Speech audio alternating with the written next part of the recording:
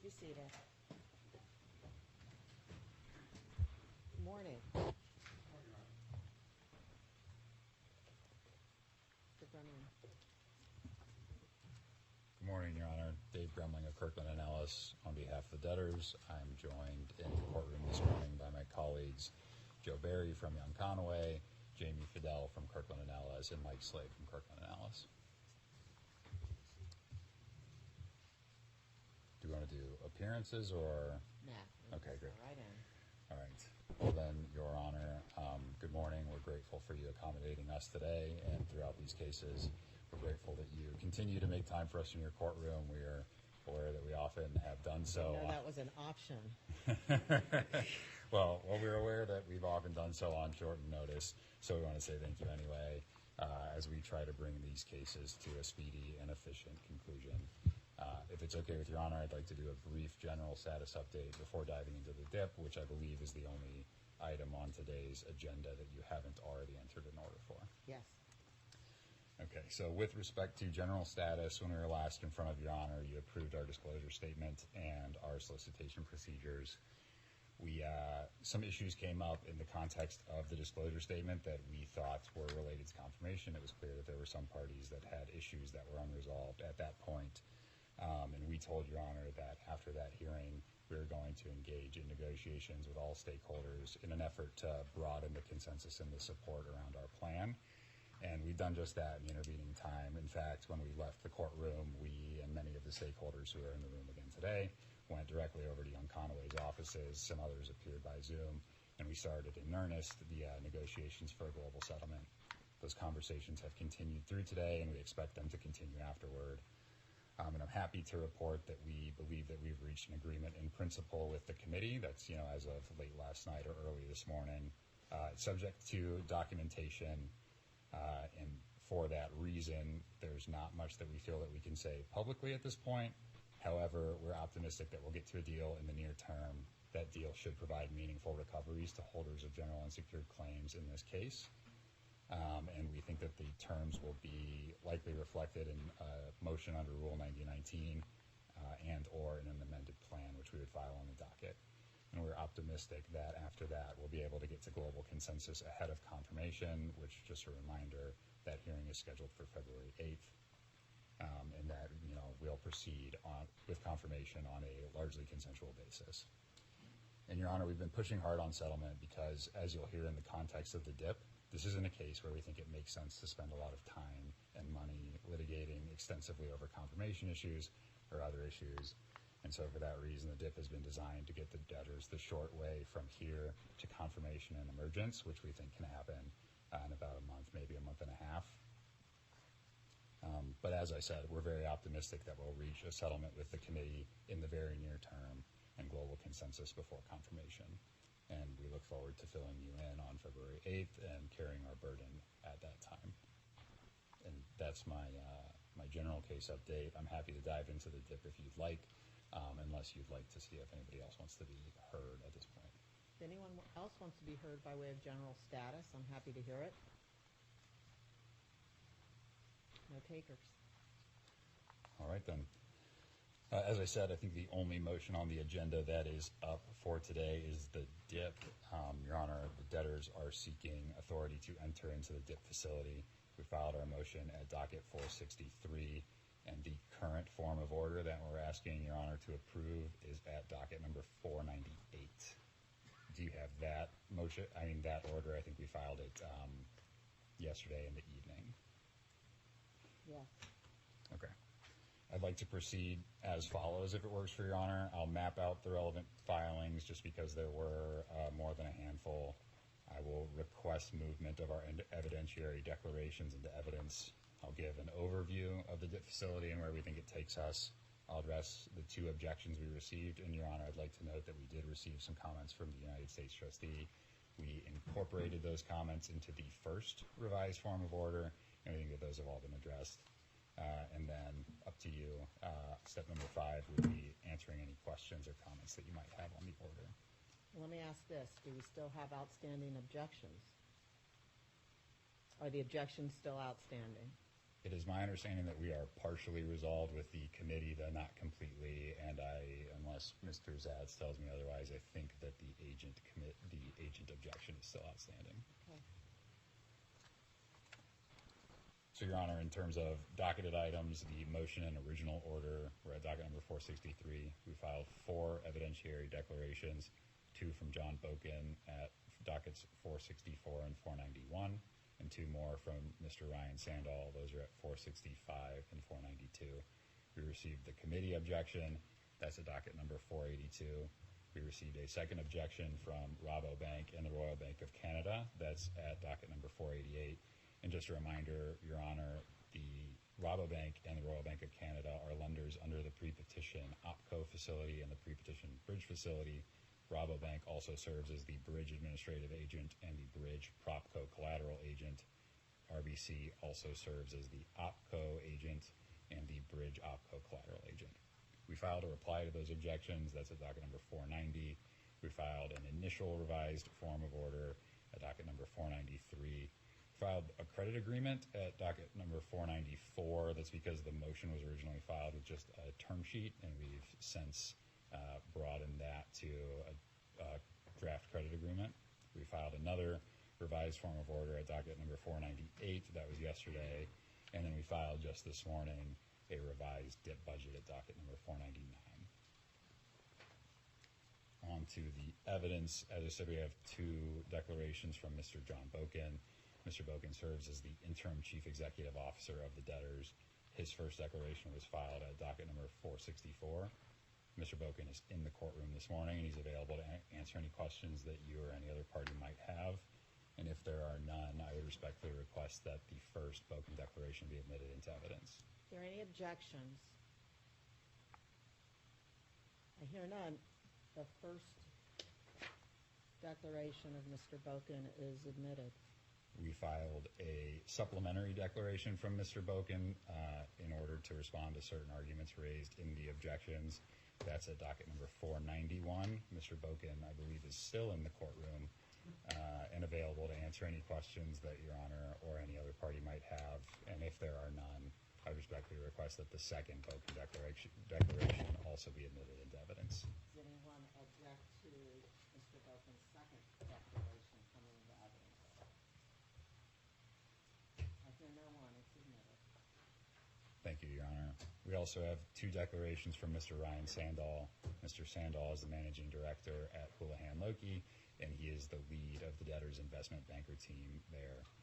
We filed his initial declaration at docket number 465 with our motion. Mr. Sandall is also in the courtroom today, available for any questions. And unless anyone has any, I would respectfully request that his first declaration be admitted into evidence. Does anyone object? I hear no objections. It's admitted. Our final declaration is a second declaration from Mr. Sandall that also was intended to be responsive to certain points raised in the objections. That's filed at docket number 492. Mr. Sandall is in the courtroom this morning.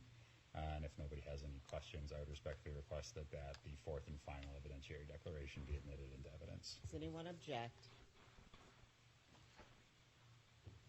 I hear none. Mr. Sandall's supplemental declaration is also admitted into evidence. Thank you, Your Honor. On to the DIP itself.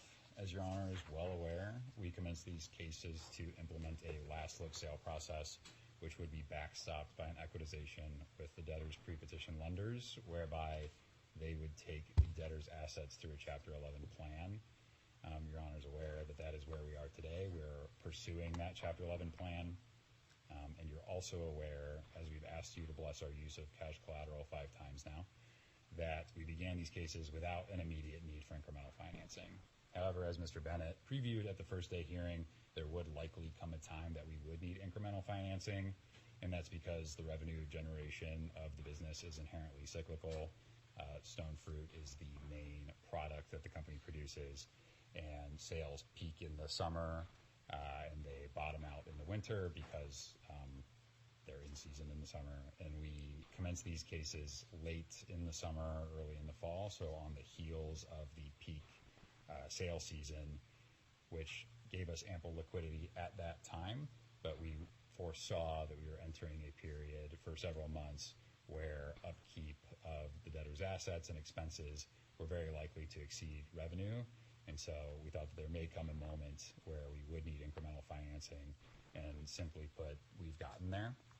Mr. Gremling, before we continue, let me ask, does anybody want to cross-examine either Mr. Sandel or Mr. Bolton? Okay, I hear no one. And are any of the objectors going to put evidence on?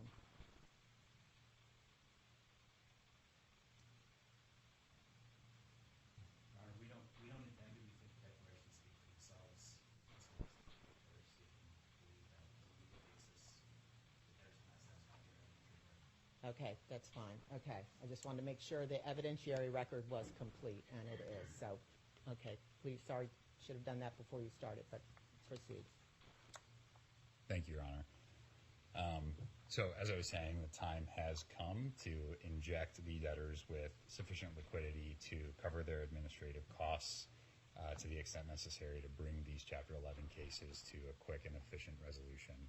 And though I said at the outset we're optimistic that we're on the precipice of reaching a global settlement and will soon confirm our plan, we do expect by as early as next week to have insufficient liquidity to meet some basic needs, including day-to-day business obligations, and that includes payroll, by the way.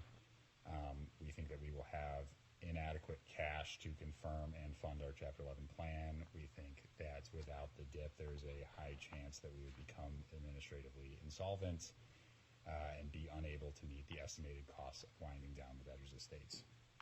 Accordingly, in our view, the DIP financing is absolutely essential to bridge these conclusions to these cases to an orderly conclusion in the next month or so.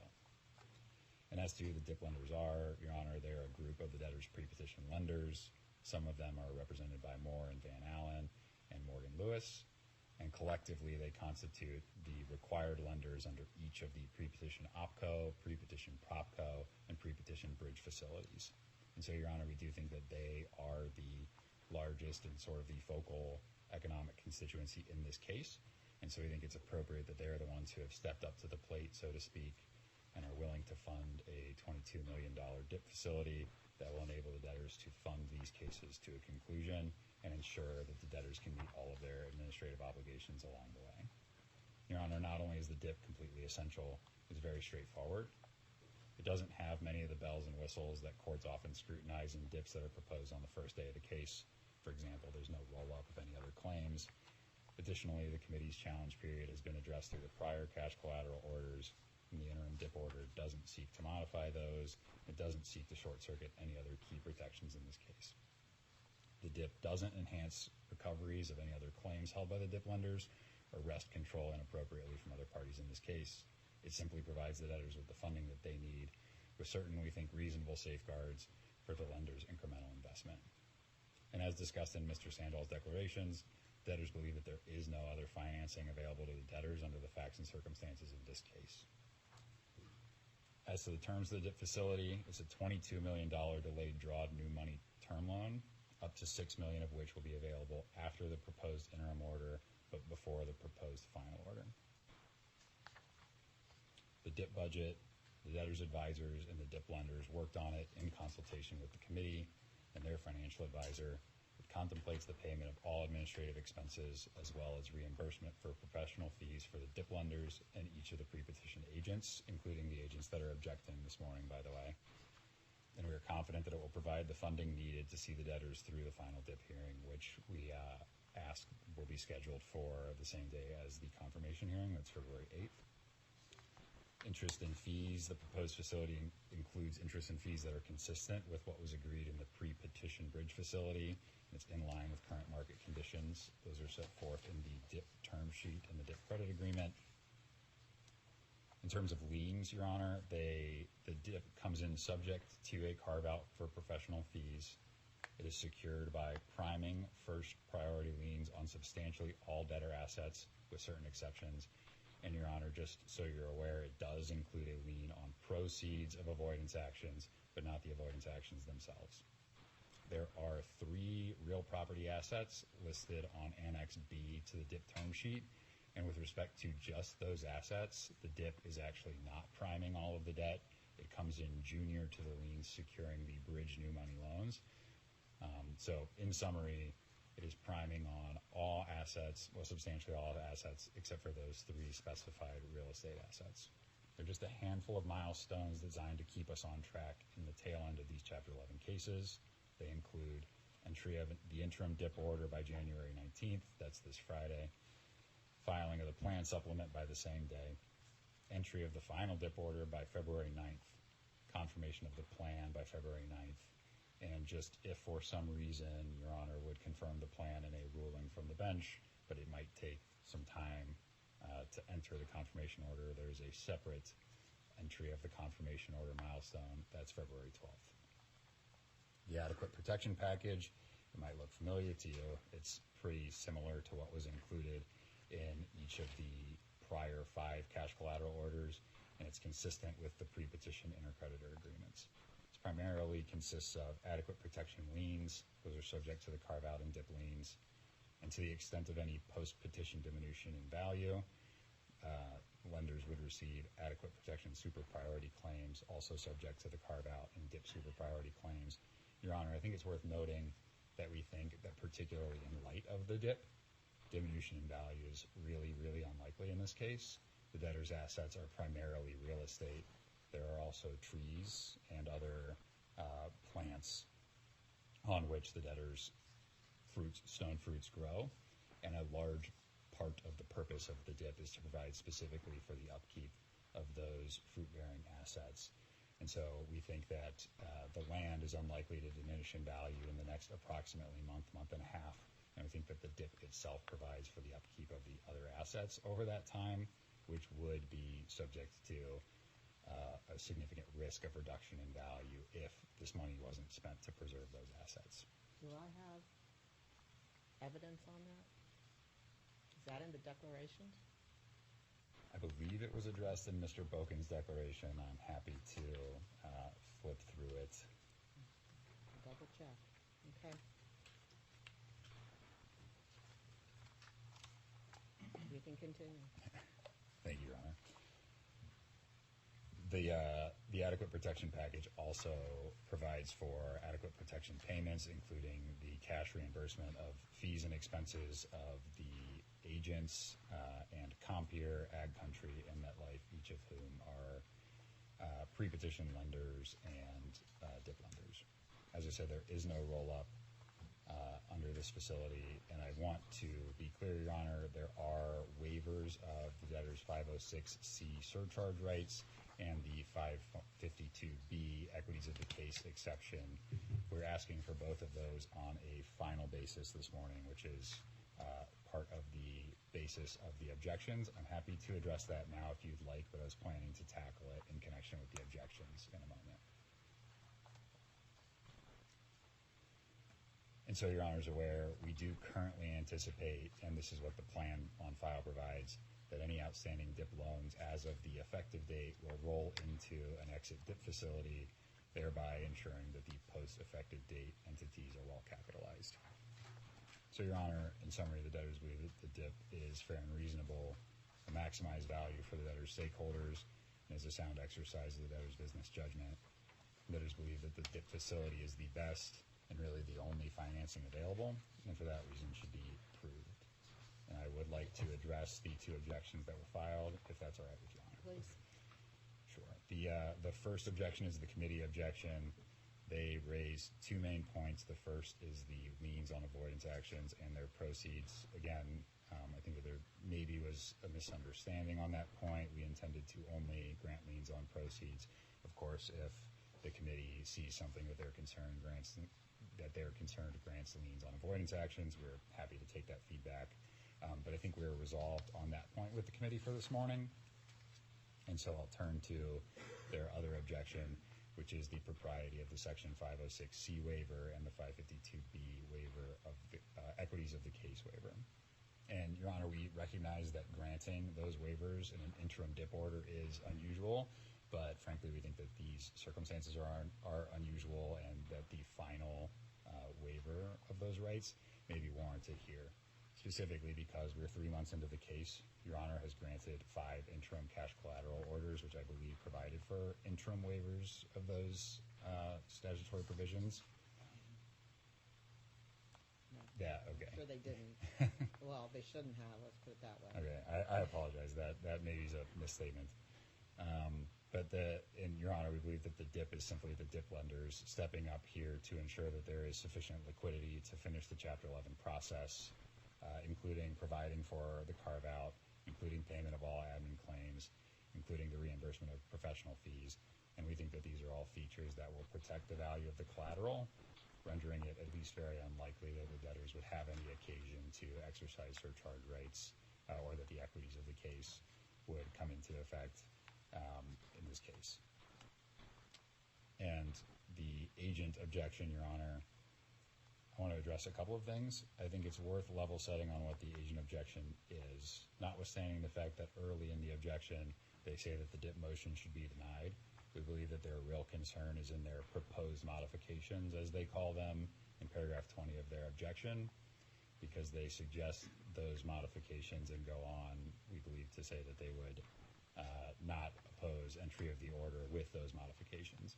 Those modifications include the 506C waiver being granted on only an interim basis and the inclusion of an express reservation of rights regarding the relative priority of the exit facility that's contemplated under the plan and the promissory note that's contemplated under the plan. I'll address those in a moment. First, I want to address their assertion in their objection that OPCO does not need the money and is better off without the DIP. First, as I noted, I'm not sure that they have courage of their conviction there, as they seem to not have a full-throated objection to entry into the DIP facility. But I'll briefly note that as set forth in the Boken declarations, OPCO does need the money. The agent suggests that without the DIP, they would just convert or dismiss the cases, go about taking and liquidating their collateral, and be better off. We think there are two main problems with this. First, it completely ignores that there are other creditors at the OPCO. There are administrative expenses, and there are general unsecured claims. Each of those groups we think is better off with the DIP. With respect to the administrative expenses, it's simply because the DIP is being put in place to ensure that administrative expenses are able to be paid in full. And with respect to general unsecured claims, I acknowledge that the plan on file does provide nothing for those creditors.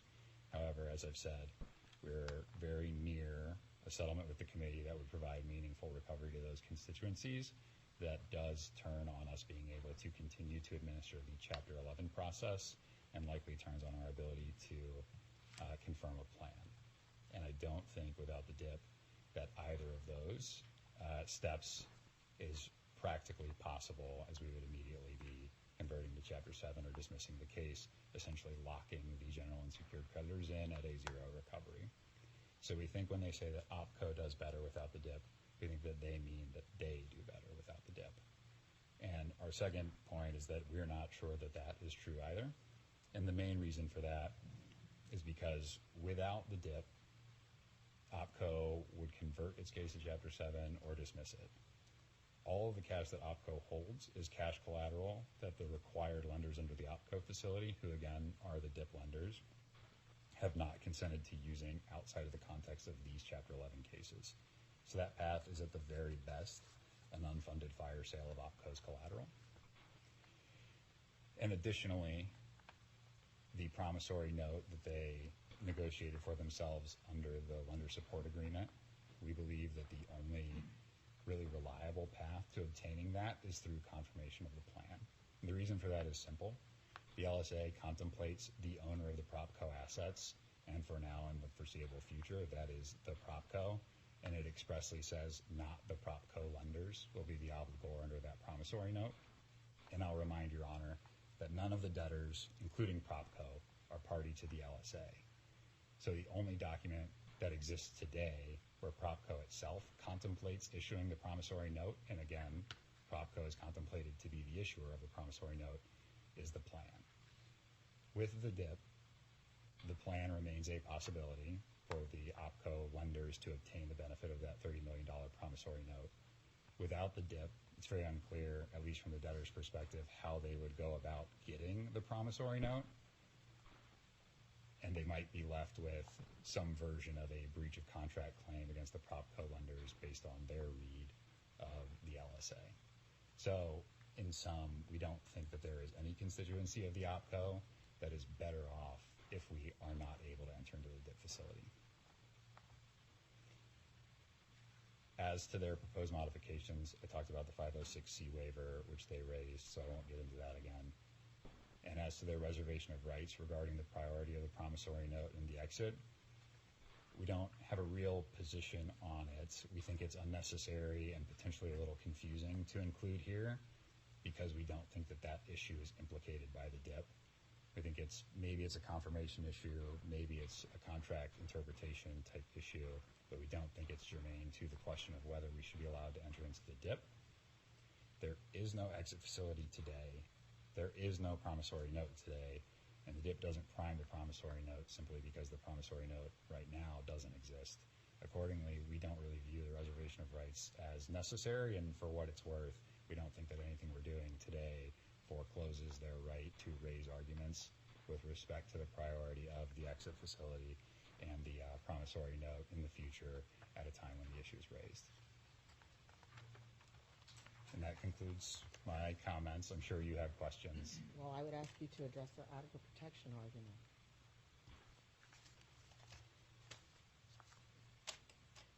So we think that the adequate protection package that they're receiving is a pretty standard package, and I'll also note that adequate protection is not defined in the bankruptcy code, and I think that the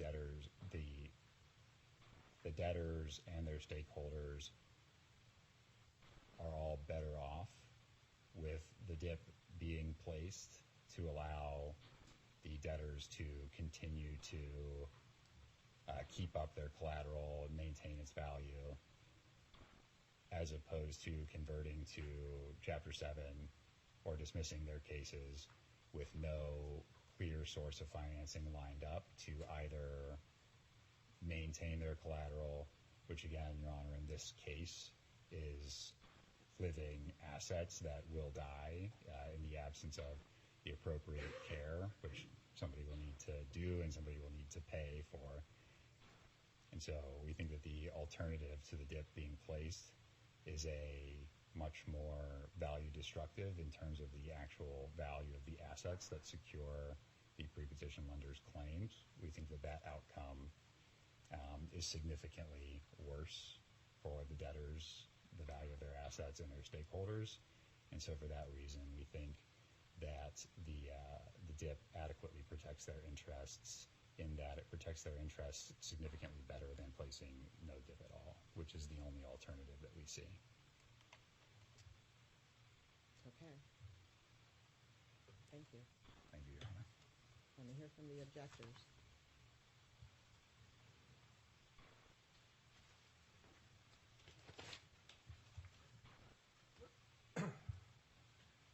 Morning, Your Honor. Andrew Bellman from Lowenstein on behalf of the committee. As Mr. Gremling noted, we have very, very narrow issues today, which is why I'm rising with no notes in my hand. Our sole and limited remaining issue with respect to the DIP is the grant of 506C and 552B waivers on a final basis at the interim stage. We have no reason to believe, as I stand here today, Your Honor, that this estate will end up administratively insolvent or that we would need to go try and surcharge the lender's collateral. I guess more appropriately that somebody on behalf of the estate would have to go try and surcharge the lender's collateral. But we don't see any precedent for that. We don't see any reasonable basis for it here. We just, we don't believe it's an issue that should be granted at the interim stage. It's not a customary thing. And as Mr. Gremling, I think, acknowledged, it's not routine. It's a little out of the ordinary. We don't oppose entry of the DIP. We do believe, and our financial advisor has been working very closely with the financial advisors for the other parties. We do believe that the DIP is necessary. We do believe that the funding is necessary. We don't want to step in the middle of the fracas between the various lender groups. That's their issue, not ours, but we do believe that some incremental funding is necessary here for this case to continue. So we do not, by any stretch of the imagination, oppose approval of the DIP as a general matter. Thank you. Thank you, Your Honor.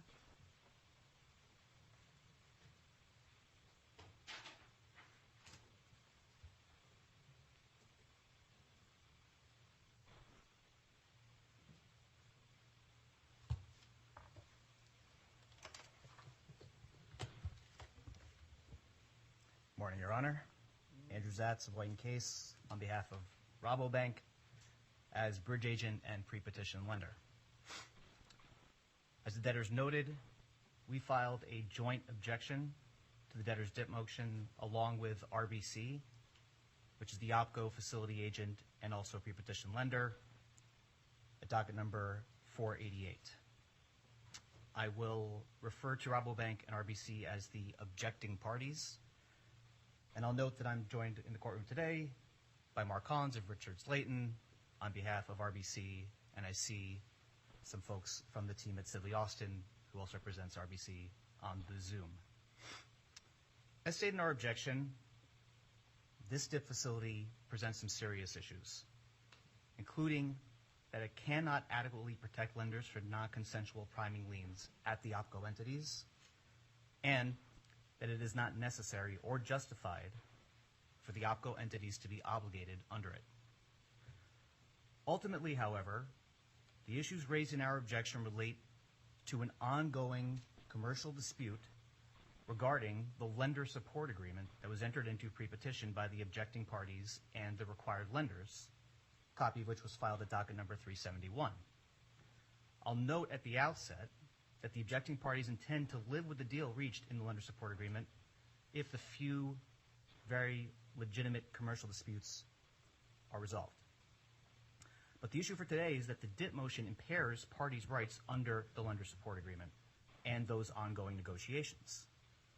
We are not asking the court to adjudicate the parties' rights under this contract, which is between non-debtor third parties, nor are we asking the court to rule on the validity of direction letters delivered by the required lenders or any of the underlying loan documents. Rather, we request only that all parties' rights under those contracts be expressly preserved and unimpaired by the dip motion. We thought that this was all non-controversial, but to date, the required lenders, who are also the dip lenders, have refused to include proposed modifications that would preserve the parties' rights with respect to the lender support agreement. We can get into all of that and demonstrate our views, but if the court agrees with us that this is really about preserving parties' rights, this can be a very short presentation.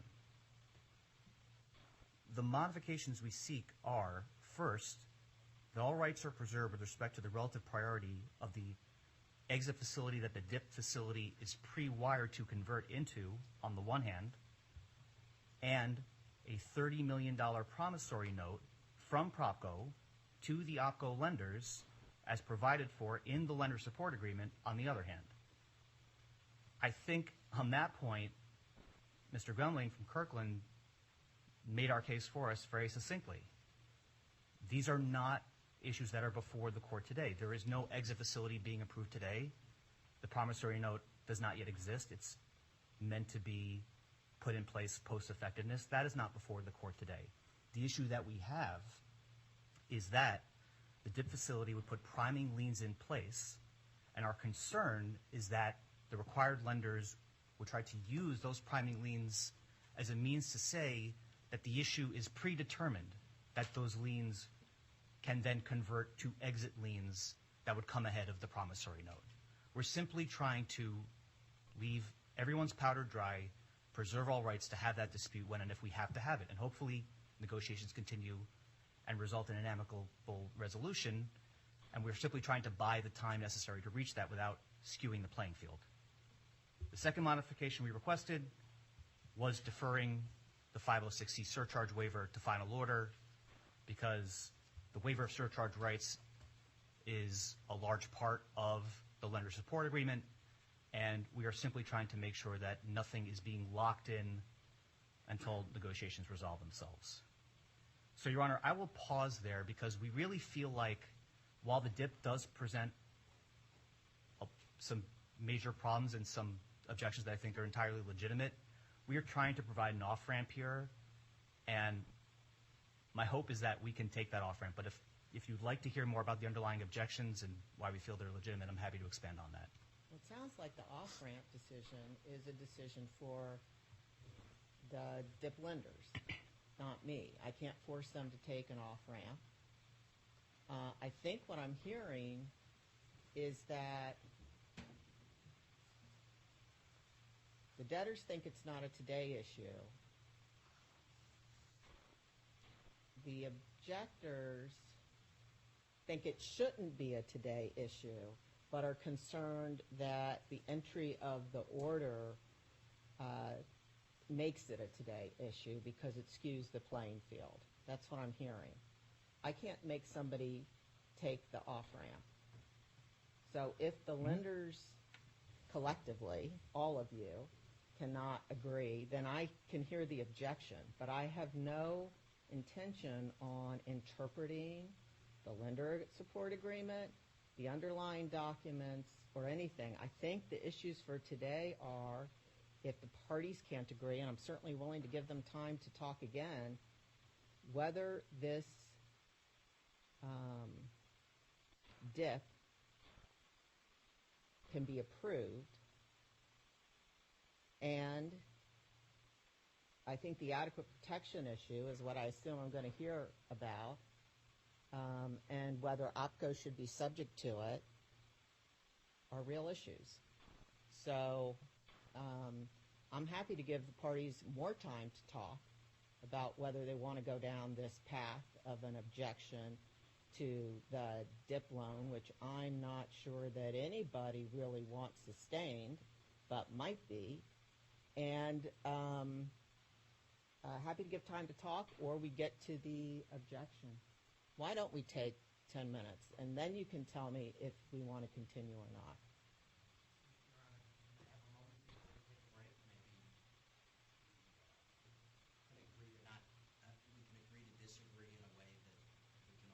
If you can agree to disagree, that's something y'all need to do, but not in front of me. So I'm going to give you your time, and you decide if you can resolve for today. Let's take 10 minutes, and then if you need more, I'm happy to give you more. We're in recess.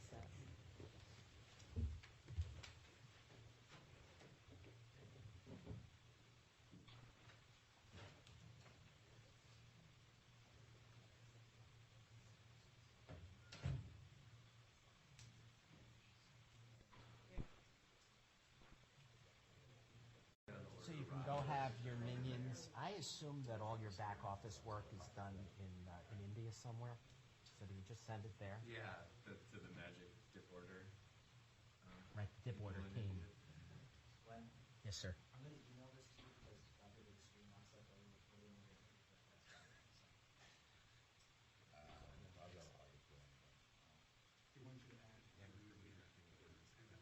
Yeah. If he really wanted to do that, he wouldn't allow me to be the one speaking. Good point. Just do it himself.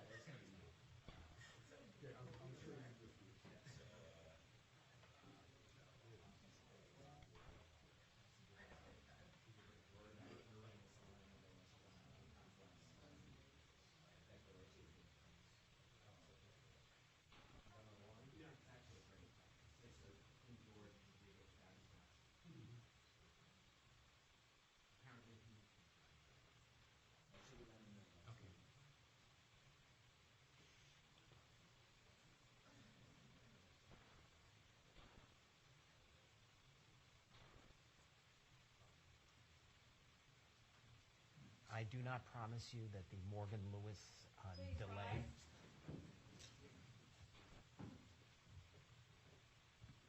Please be seated. Can you give me that anyway, since it hasn't found its way into my inbox yet?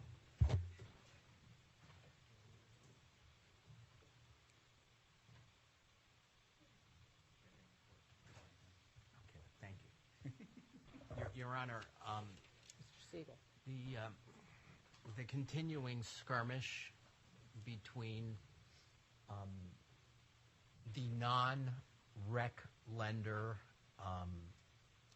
non-OPCO rec lender creditors and the rec lender creditors, with this language included in the DIP order, will be deferred.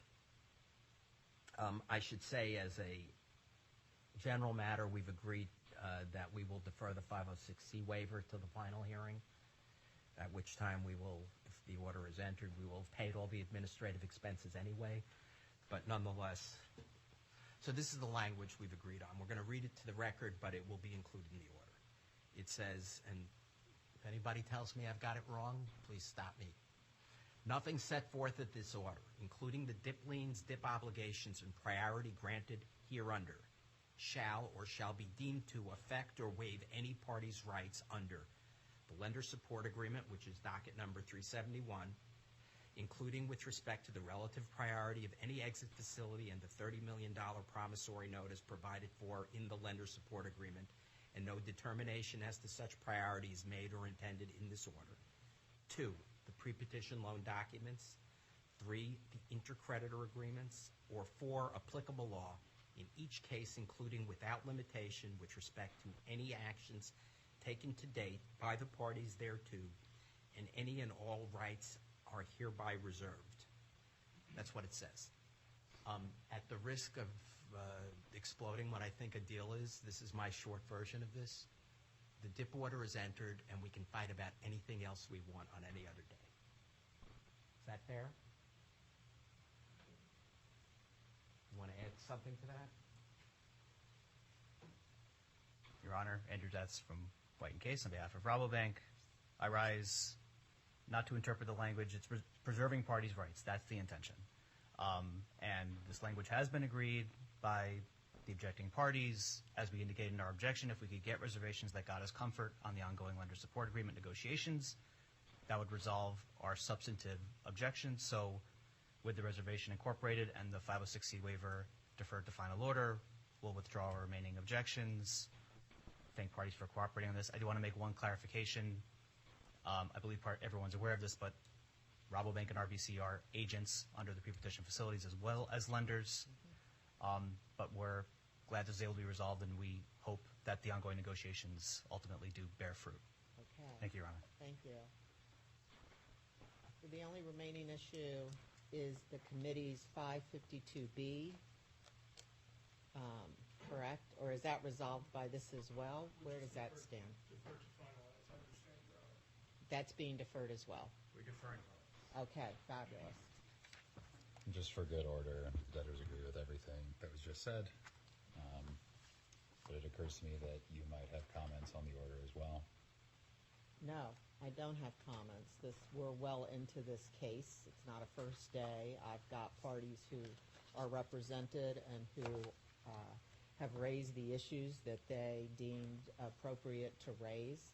They've now been resolved by deferring the 2 committee issues to final, and by the agreed to language that will be put in the order, and I have nothing to add. So I will look for the form of order that's revised to resolve the objections as has been put on the record, and we'll get it signed. And I encourage the parties to continue to talk and work out all issues for confirmation, including, but not limited to, the inter-lender issues, intra-lender issues, whichever, the lender issues. I'm not sure. Intra among the separate ones, and enter among the 2, perhaps. You Okay. can include a reservation of rights on that as well, Your Honor. On everything. On everything. Okay. So that's it for today, correct? That's all from the debtors, Your Honor. Okay, very good. Then we're adjourned. Thank you.